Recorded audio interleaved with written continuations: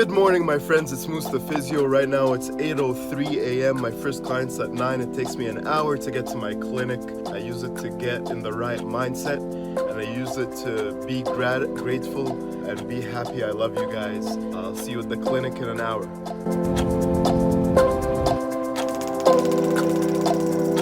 Alright friends, so I just finished up the first two patients, got some charting time, and then I'll work on the website a little bit. This is for the physical therapists out there. This is called the Rehab Triangle. I got it from my business mentor. I used to work with him a long time ago, but now he charges $25,000 to work with him. So this is called the Rehab Triangle, and it gives patients a visual of where they're at. So they come in injured, and this is basically when it hurts and they can't move, activities of daily living are restricted. And then you get them better to roller coasters, so this is when the pain comes and goes. It was good yesterday, but now it's flared up again. It was good for the last week, and then yesterday I felt it flare up again. So this is the roller coaster for the first 2 to 3 visits. People end up here to show them that, you know, you understand where they're at, and you know, this is the Rehab Triangle, so they're making progress.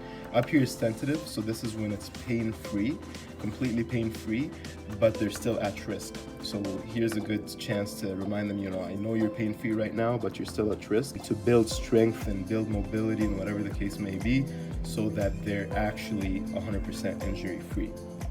Okay? So this is a good way to get a patient involved in their treatment and give them a visual of where they're at, and give them that much more clarity. Patients get to self-identify where they're at, and you're trying to move them up here.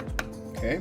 So getting patients involved, that's key. I'm gonna progress you to a harder exercise next time. It's gonna be the same thing but with resistance. I'll show you how. Okay. I'll show you how to do it. All right. The main thing is that you feel a bit better today than when you first walked in. Oh, yes. Yeah? Oh, yeah. You're not just being nice? No, I'm not being. You're being sincere? I'm being sincere. Okay. It was good to see you. Yeah, same here. Seriously, I'm not just saying that. I'm being sincere too. Okay, so when do you want me to? Can you come in Friday? I can. This Friday? Yeah, I can come in Friday. Yeah. So let's see you on Friday.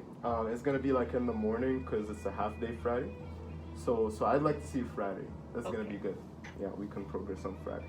Okay. Okay? All right. It was good to see you. Yeah, I'll walk you out. This MR shows DDD moderate at L4-5-5-1 and also degenerative facet disease at L4, L5, L5S1. This is called the flexion distraction table. So I'm stabilizing a level of the spine and distracting and flexing the levels below it. So right now it looks like I'm stabilizing L5 right here. Stabilizing L5 and distracting the sacrum underneath it. L5, distracting the sacrum underneath it, flexing the sacrum underneath it. And then L4, so stabilizing L4 with my left hand. L3 now, stabilizing L3 and flexing below it. Really getting that gapping at L3, that flexion just at the L3 and below level. And then L4, and down to L5, stabilizing L5, distracting below it. And then up to L4,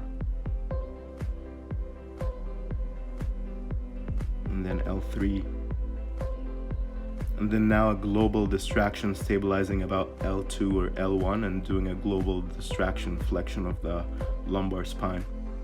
Alright friends, so I just thought about this for practitioners, physical therapists, maybe new physical therapists.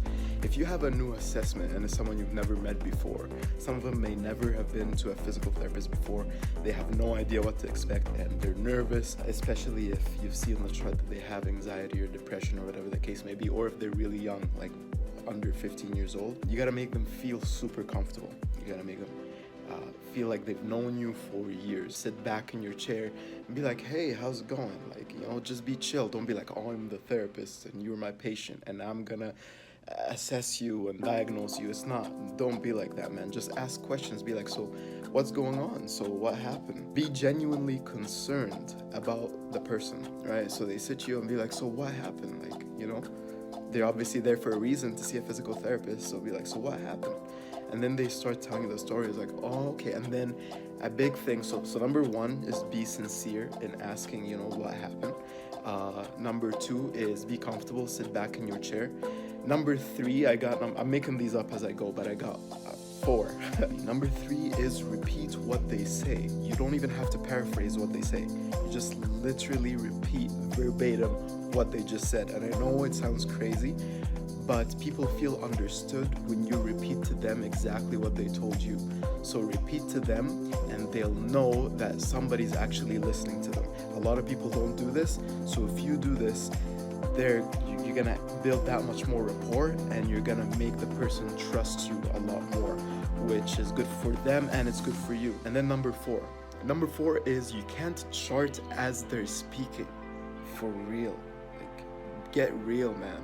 You can't sit on a computer and tap away as they're trying to explain something to you. You have a pad of paper and write stuff down as they're looking at you, trying to explain their condition, trying to explain what happened to you. You can't do that. You can't put yourself in a position where it's perceived as you're in a higher position than this person. People aren't gonna like you that way. You gotta look in their eyes and repeat what they say back to them and nod your head. You can't look, even if you're charting and they know that you're charting and that you have to chart, you can't chart while they're trying to talk to you. That's rude, it's disrespectful, don't play yourself. So those are my 4 tips for practitioners. Let's go to the gym.